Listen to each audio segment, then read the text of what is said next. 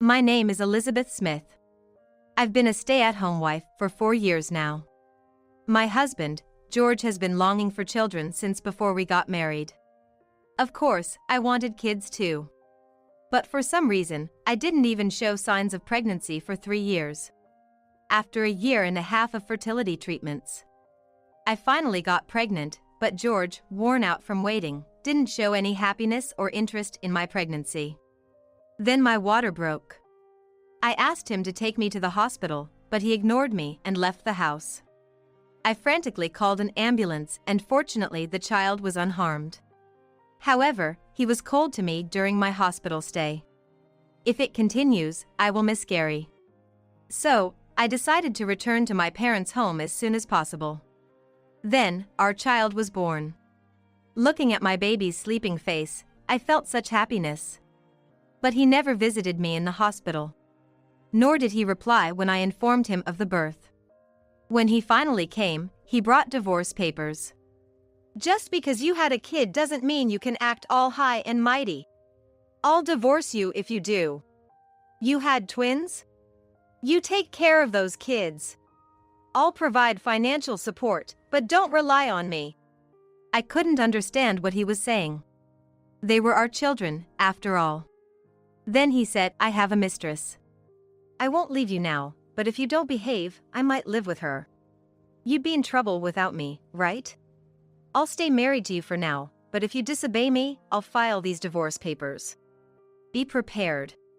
He said so and held a pen at me. I knew it. I knew he was seeing someone else.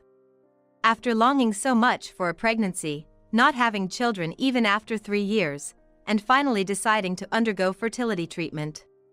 Since that time, my husband's attitude had begun to change. There were also hints and shadows of another woman involved. When I talked to friends, they said it was just an affair and he would come back eventually, advising me to focus on the baby. I calmed myself with their words. Getting upset or feeling insecure because of George's affair would only affect the baby. I decided to focus only on my child's happiness, believing George would return to his old self once the baby was born. I thought his heart would turn towards our child. I kept reassuring myself, enduring through the tough and challenging period of morning sickness. But when I joyfully told George that we were having twins, he frowned. Twins? Do you know how expensive they are? One child is already costly. Get rid of one. I couldn't believe his words.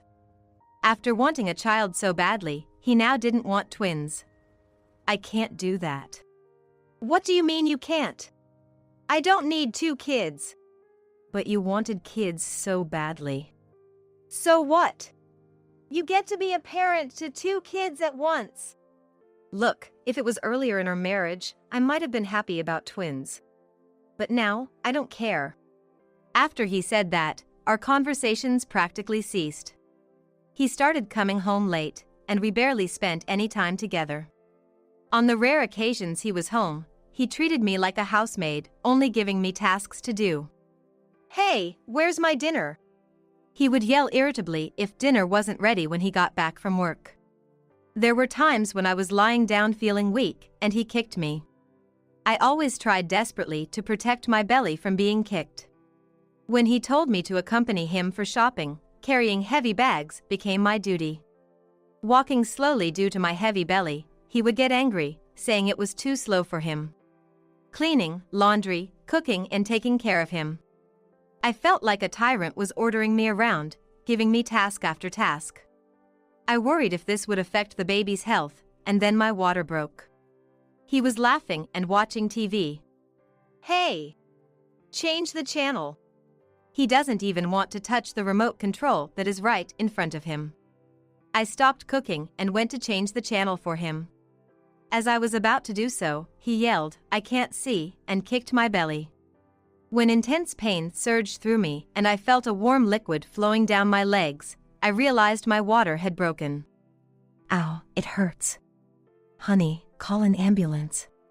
I couldn't make out his expression. He seemed to stare blankly at me for a while, but no matter how much I pleaded, he wouldn't call an ambulance. Instead, he said, I don't care. Call it yourself. And left the house.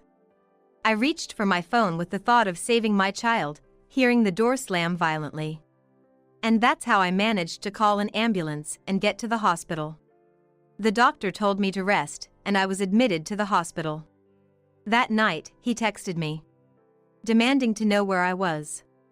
I have to rest, so I'll be staying in the hospital for a while. He clicked his tongue and said, "You're hospitalized for that? Annoying. You're such a useless woman." Then hung up. I couldn't believe his words and feared for the baby's safety if I returned home. He knew about the child and still kicked my belly. What might he do next? I was filled with fear. I'm scared to go home. I wished I could stay hospitalized until the birth, but I knew that wasn't possible. To escape the fear of living with George, I sought refuge with my parents and decided to return to my childhood home. My poor girl. You should have come back sooner if things were this bad. My mother came to pick me up and tenderly took care of me. It had been so long since I felt this kindness, and I couldn't help but cry. Just relax at home. Your only job is to safely deliver the baby. I nodded repeatedly. Back at my parents' house, I spent peaceful days like when I was a young girl. I sent an email to him explaining the situation and apologizing. But there was no reply, not even a read receipt. However, thanks to my parents' kindness, my mind was at ease, and the baby stayed safe in my womb. I can give birth safely if things continue like this. I thought happily and decided to go for a walk to give my baby some fresh air. I wandered around near my house, admiring the flowers and gazing up at the sky. What will happen when these children are born and we return home? Such thoughts began to cross my mind. Will he love these children? The answer was a resounding no. Recalling my husband's behavior to date, it seemed impossible to imagine otherwise. Once born, there will be night crying, diaper changes, feedings, and George will likely get irritated if things don't go his way. What if he takes it out on the children? What if he's rough with newborn babies? Perhaps it's better not to go back. These thoughts kept recurring. What brought these thoughts back was a phone call to George a few days ago. I've been told to rest at the hospital, so I'll be staying at my parents' house until the birth. I'm sorry for the inconvenience. I said it as if I was informing a stranger. Okay. Take your time. It's not like I'm in trouble without you. I could hear a woman's voice in the background. Hey, what do you want to eat tonight? I want to change the bed cover in the bedroom, let's go shopping. It was obvious she was deliberately speaking up to be heard. I realized they were using the bedroom. It was clear that the woman's voice was meant for me to hear. I knew he had a woman. Strangely, I wasn't shocked. What do I really want by going back to such a man? I can't see these children being happy there. His laughter echoed in my mind. There was no sadness, no pain. Only hatred. He had his heart taken by another woman, which is why he didn't rejoice in the pregnancy. So, was he trying to make me miss Gary with his cruel behavior? Just then, the babies in my belly moved. It felt as if they were telling me not to harbor hatred. Ah, you're right. Sorry, I shouldn't think like that. I whispered to my belly, admonishing myself, and continued walking, soon seeing my old middle school. Children were running around energetically, a world full of hope for the future. I used to think like that too. I'd marry a wonderful person and be happy. As I gazed through the fence at the schoolyard, a car stopped beside me, and someone called out. Hey, aren't you Elizabeth? Turning at the sound of my name, I saw a familiar face. It's me, Tom, from the same middle school. Forgot me, huh? Tom, a classmate from middle school days, slowly came back to me. I had some free time and thought of visiting the school. He told me why he was here, even though I didn't ask. Nostalgic, right? I sometimes come here too. Not sure why, but it's always middle school, not high school or university. He said with a laugh, looking bright and radiant. It's great to meet a classmate here. I've got some time, want to talk for a bit? Oh, but it's cold here. did you know there's a cafe nearby? It's a nice little place run by an individual. Let's go there. I couldn't help but laugh as he invited me to join him as if we were in junior high school. Come on, get in. With a belly that big, walking must be hard, right? But... Come on, get in, no need to be shy. We're classmates, right? I only went out for a walk, I don't even have my wallet. What, that's it? I'm not a middle schooler anymore, don't worry. I can afford a cup of tea. He laughed. Once we entered the cafe, just as he said, it was a very calm and pleasant place. Sitting by the window, enjoying the view, we reminisced about old times. Congratulations on your marriage. Hearing that, my face clouded over. Was this marriage really something to be celebrated? What about you, Tom? Me? I'm single. Not that I'm committed to being single, but I had a crush on a girl in middle school, and before I knew it, I turned 30 while thinking about her. That's quite loyal. It's nice to hear you say that. When I tell the nurses at my workplace, they say it sounds stalkerish and creepy. Young people these days are very straightforward. Wait, what? You work at a hospital? Oh, right. We didn't interact much, so you might not know. I'm a doctor's son. My parents always told me to become a doctor, so I did without much resistance. I guess I'm a good-for-nothing, lazy doctor. Which hospital do you work at? It's the general hospital downtown. So you're the son of an important person at a big hospital. It's not like that. I'm not so much a rich heir as I am someone who just loves being a doctor. Are you a specialist in anything? Obstetrics and gynecology. Obstetrics and gynecology. What? Oh, nothing. I just thought you might be in surgery or internal medicine or something. I like women, so I thought it'd be nice to be surrounded by them every day. But after becoming an obstetrics and gynecology, instead of eye candy, I see the difficulties women face. It's humbling every day. It's interesting you think that way. Of course. Women carry their husband's child in their womb, endure morning sickness, and the discomfort of a growing belly. And they bear an unimaginable pain during childbirth. Men should be more humble and appreciative. If only he had been my husband, how happy I would have been. With that thought, tears started to flow involuntarily. What's wrong? Do you have some trouble? Or maybe it's maternity blues. I'm here to listen if you want. Encouraged by his words, I ended up pouring out everything that was in my heart. Perhaps because I thought I would never see him again, I was able to speak freely. But once I started, everything came rushing out, and I realized just how much had been weighing on my heart. After I finished, he looked pained and said, "That must have been tough." And then my dried tears began to flow again. Following this, I started visiting his hospital. I'll be your doctor until you give birth. Tell me even the smallest concerns. I promise to safely deliver these children. He contacted me almost daily, alleviating my worries. The twins I safely gave birth to are smiling at me like angels. He visits my home whenever he has time, checking on the children. Being a first-time mother, I have many worries and concerns, and his presence has been a great support. After spending about 3 weeks at my parents' house postpartum, I was torn about returning home. My husband occasionally sent me messages on WhatsApp, but they were full of sarcasm and disdain, showing no concern for the children. How long do you plan to stay there? If you think you can raise the kids with my money, come back and take care of the house. If you can't do that, there's no point in us staying married. Even when I sent pictures of the children, his only comment was, "They look like monkeys." My husband, resentful of my relaxed time at my parents' house, said, "Don't get too comfortable just because you had a baby. He doesn't love me anymore."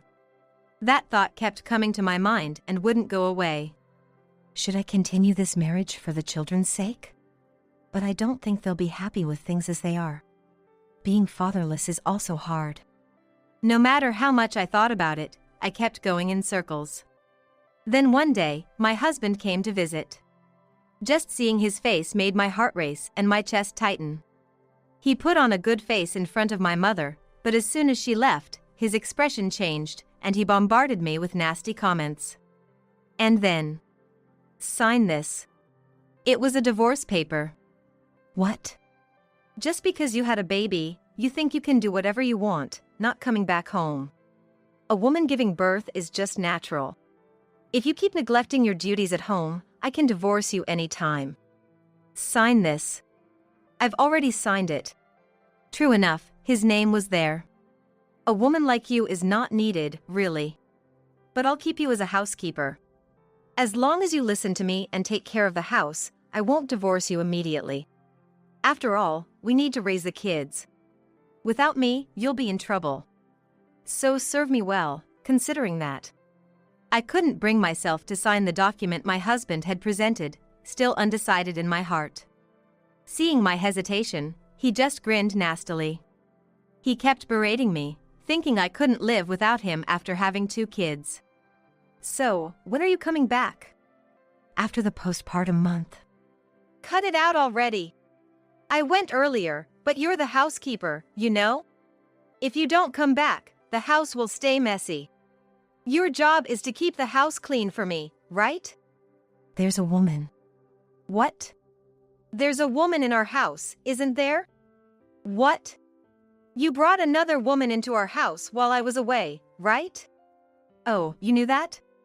"Yeah, I have a mistress. Even if you come back, she'll live with us. You'll clean and cook for both of us, doing your housekeeping duties." "What the?" "I'll provide for the kids, so no complaints, okay?" What selfish reasoning. "So, sign it already. Once you do, you'll be my slave for life." "Fine, I'll sign. But once I do, we'll divorce." "What are you talking about?"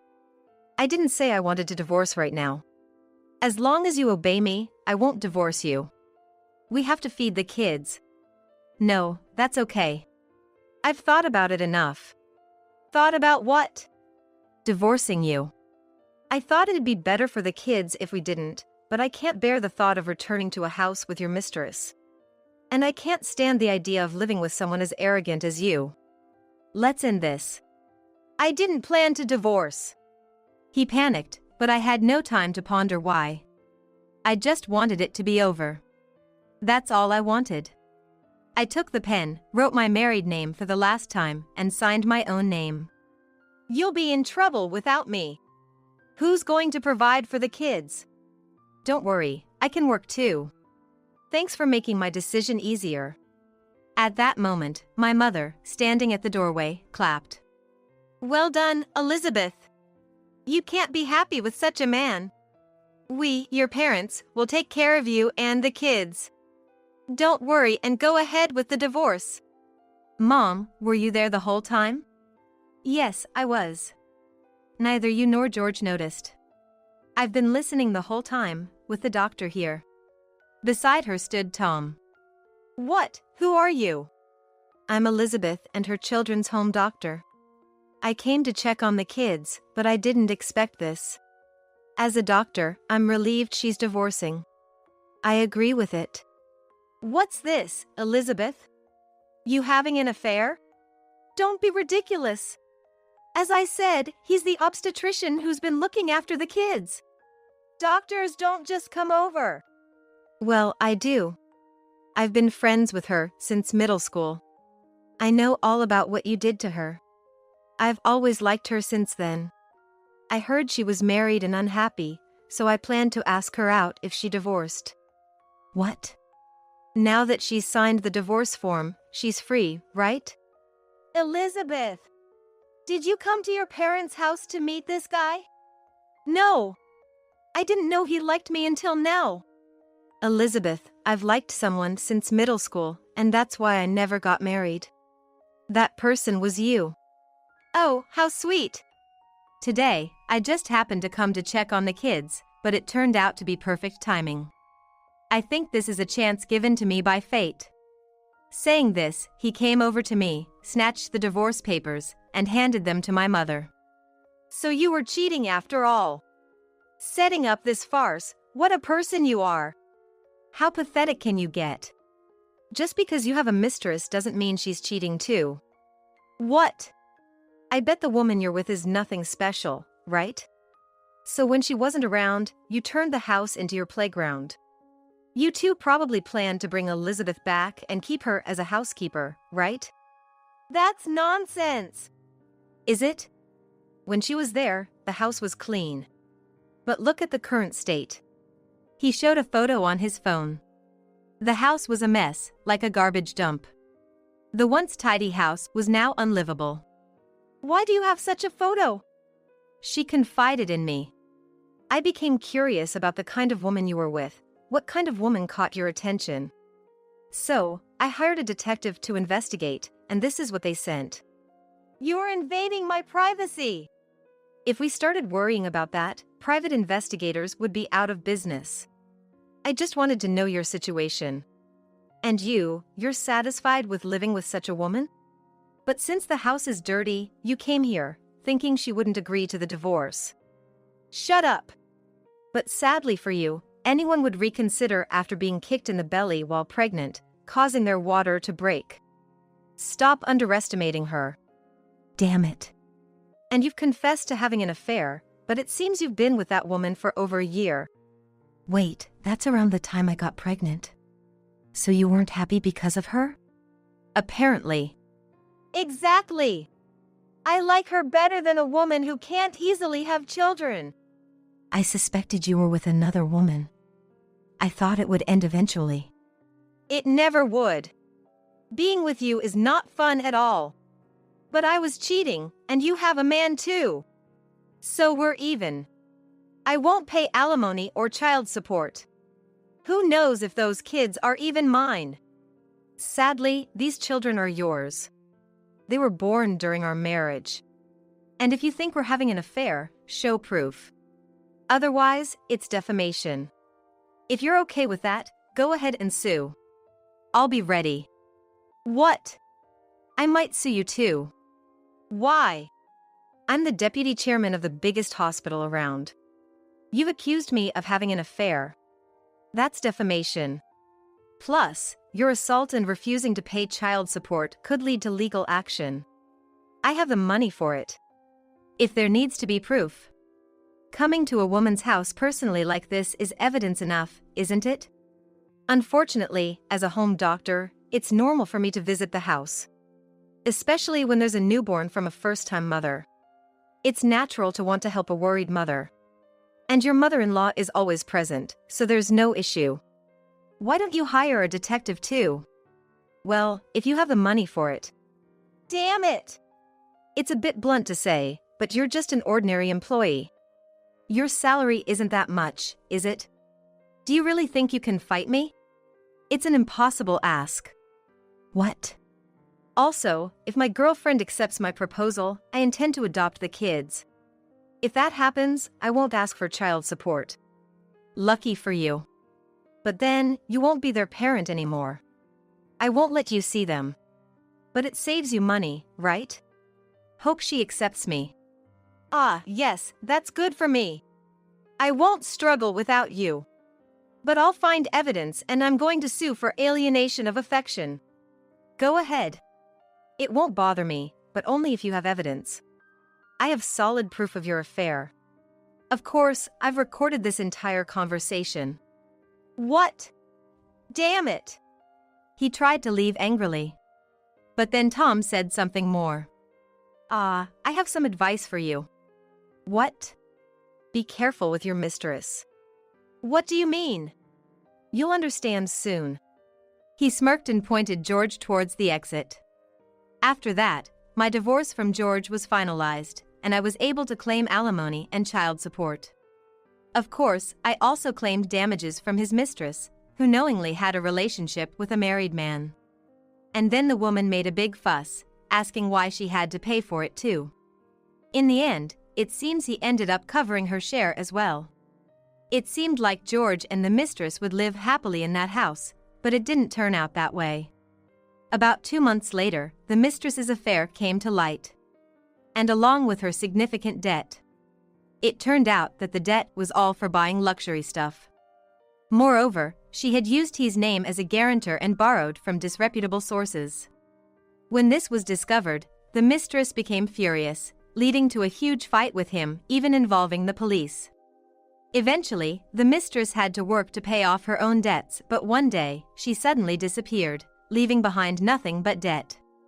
George, left with the repayment, was forced to work, but with collectors showing up on payday, he was left with barely any money. This got out at his workplace, and being involved with such lenders was seen as irresponsible, resulting in his termination. Since then, George has been moving around, trying to escape debt collectors. His current whereabouts are unknown. On my side, Tom proposed a relationship with marriage in mind. However, traumatized by my worst marriage experience, I initially refused his offer. But he kept visiting and playing with the children. And seeing how they had grown fond of him, I began to think that maybe he would be all right. Eventually, I decided to remarry, and now the four of us are living happily